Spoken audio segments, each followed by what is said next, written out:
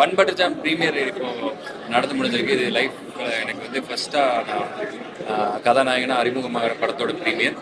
இதுக்கு வந்திருக்கிற press people and எல்லா கெஸ்ட்டு எல்லாரும் கூப்பிட்டது, ஷார்ட் நோட்டீஸில் கூப்பிட்டு எல்லாம் வந்தவங்க எல்லாருக்குமே ரொம்ப நன்றி.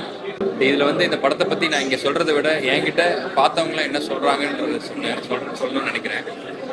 எல்லாருமே வந்து நல்லா இருக்குன்னு சொல்லிட்டு உண்மையிலே நல்லா இருக்கு, சும்மா சொல்லலை, உண்மையிலே நல்லா இருக்கு அந்த மாதிரி சொல்றாங்க. ஏன் அப்படி சொல்றாங்கன்னா, யூஸ்வலாக ப்ரீமியர்ல வந்து எல்லாரும் வந்து படம் பார்த்துட்டு அது நல்லா இருக்குன்னு தான் சொல்லிட்டு போவாங்க, அவங்களுக்கு வேற ஆப்ஷன் கிடையாது. ஆனால் வந்து இங்கே வந்து எல்லாரும் மனசார நல்லா இருக்குன்னு சொல்லிட்டு போகிறாங்க. இன்னும் எல்லா ஏஜும் கவர் பண்ணுற மாதிரி இருக்குன்னு நினைக்கிறேன். இப்போ தான் நான் இவ்வளோ ஹோல்சமாக இவ்வளோ பெரிய தேட்டரில் இவ்வளோ லேடிஸ் குழந்தைங்க இவ்வளோ ஃபேமிலியோடு சேர்ந்து பார்க்குறது. எத்தனையோ எடிட்டிங் டெஸ்கில் பார்த்தோம், இல்லை சின்ன தேட்டரில் பார்த்துருக்கோம், இல்லை வேறு தனியாக பார்த்துருக்கோம். இந்த மாதிரிலாம் நிறையா பார்த்துருக்கோம் அந்த படத்தை திருப்பி. ஆனால் இதை வந்து இவ்வளோ குடும்பத்தோடு சேர்ந்து உட்காந்து இவ்வளோ பெரிய கூட்டத்தோடு உட்காந்து பார்க்கும்போது படம் எனக்கே வேறு மாதிரி தெரியுது. இதுக்கு நான் வந்து ரொம்ப கிரேட்ஃபுல்லாக இருக்கணும்னு நினைக்கிறேன். இது வந்து என் லைஃப்பில் ரொம்ப ஒரு முக்கியமான நாள். ஸோ இது ப்ரீமியர் நம்ம எல்லோரும் அரேஞ்ச் பண்ணியிருக்கோம், எல்லாம் வந்திருக்கிறாங்க. ஸோ எல்லோரும் ப்ளஸ் பண்ணுவாங்க, அது ஒன்று.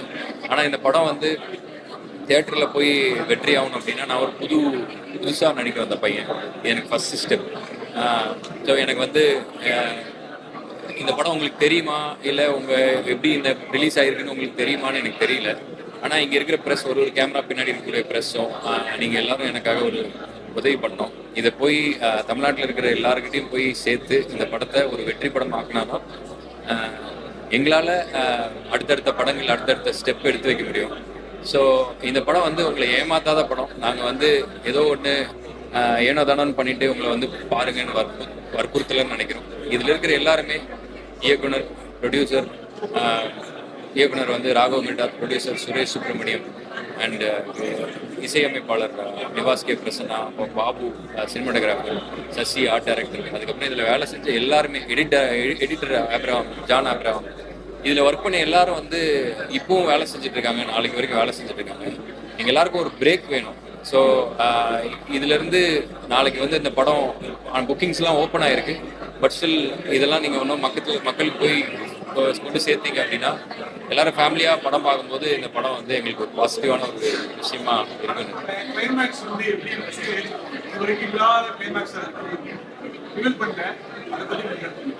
இல்லை, இது வரைக்கும் இல்லாத கிளைமேக்ஸ் இல்லைன்னா, இது வந்து என்னென்னா, நம்ம கிளைமேக்ஸ் வந்து எப்போவுமே ஒரு படம் பண்ணும்போது நான்லாம் வந்து சினிமாவில் இன்ஃப்ளூயன்ஸ் ஆன ஒரு பையன். ஸோ சினிமாவில் நம்ம என்ன சொல்கிறோமோ ஒரு 16 18 இல்லை 16 to 20 இயர்ஸில் இருக்கிறவங்க பார்க்குறவங்க இன்ஃப்ளூயன்ஸ் ஆவாங்க.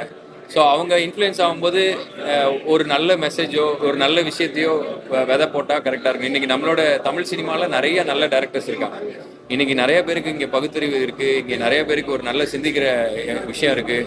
இங்கே நிறைய பேர் வந்து விமனை வந்து மற்ற இடங்களை விட கரெக்டாக ட்ரீட் பண்ணுறாங்கன்னா அதுக்கு நம்மளோட டேரக்டர்ஸ், ரைட்டர்ஸ் எல்லாம் காரணம். ஸோ இந்த படத்துலேயும் வந்து ஒரு விமன் எப்படி ட்ரீட் பண்ணணும், அது ரொம்ப பிரீச்சியாக இல்லாமல் இது வந்து இப்போ இருக்கிற டீனேஜர்ஸுக்கு ஒரு மாற்றம், சின்னதாக ஒரு சேஞ்ச் இருக்கும்னு நம்புகிறேன். ஸோ அதனால் எப்போவுமே கிளைமேக்ஸ்னால் இப்படி தான் இருக்கும், எல்லாரும் எதிர்பார்த்ததுன்னு இல்லாமல் இப்படி கொண்டு போய் பாக்யராஜ் சாரோட ஸ்டைல் இது வந்து எப்படின்னா, கிளைமேக்ஸை வந்து அப்படியே பாக்யராஜ் சார் வந்து படம் ஃபுல்லாக என்ன செஞ்சாலும் அதை எப்போவுமே வந்து ஹீரோயின்கிட்ட கொண்டு போய் கையில் கொடுப்பாரு. ஸோ நம்ம எல்லாரும் எப்படின்னா, ஒரு பொண்ணுக்கிட்ட நம்பி எந்த விஷயத்தை நம்ம கொடுத்தாலும் அது நம்ம மோசமாக மாட்டோம். ஸோ அந்த மாதிரியான ஒரு படம்னு நினைக்கிறேன்.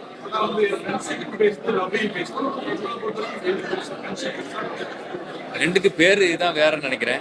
ஃப்ரெண்ட்ஷிப், லவ்னு பேர் மட்டும் வேறையா வச்சுக்கிறோம். பட் எல்லாம் ஒன்று தான், எல்லா பாசமும் ஒன்று தான். ஸோ யார் அந்த காதல்ன்றது வந்து அதுக்கு அடுத்த கட்டம் உங்களுக்கு எல்லாம் என்னை விட பெரியவங்க இன்னைக்கு உங்களுக்கு எல்லாருக்கும் தெரியும். ஸோ அது வந்து அது நடந்ததுக்கப்புறம் அது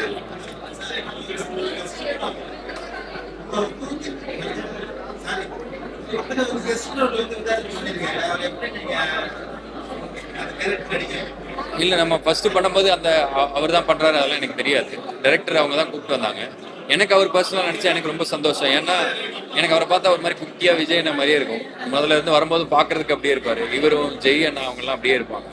ஸோ எனக்கு அந்த மாதிரி அவரோட நடிக்கிறதுக்கு ரொம்ப சந்தோஷமாக இருக்குது. இன்னொன்று அவர் நம்ம படத்தில் இருக்காருன்னு சொல்லும்போது அது எனக்கு ஒரு ரொம்ப சந்தோஷமான ஒரு விஷயம். அதை வந்து என்ன சொல்றது, அவருக்கு என்னோட நன்றி. ஏன்னா புதுசாக நான் வந்து நடிக்கிறேன், என் படத்தில் வந்து இந்த மாதிரி ஒரு குட்டி ரோல் பண்ணோன்றது வந்து அவர் ஒத்துக்கிட்டதுக்கு விக்ராந்த் அண்ணனுக்கு ரொம்ப நன்றி. உறுதியாக பார்க்குறேன்னு சொல்லியிருக்காரு.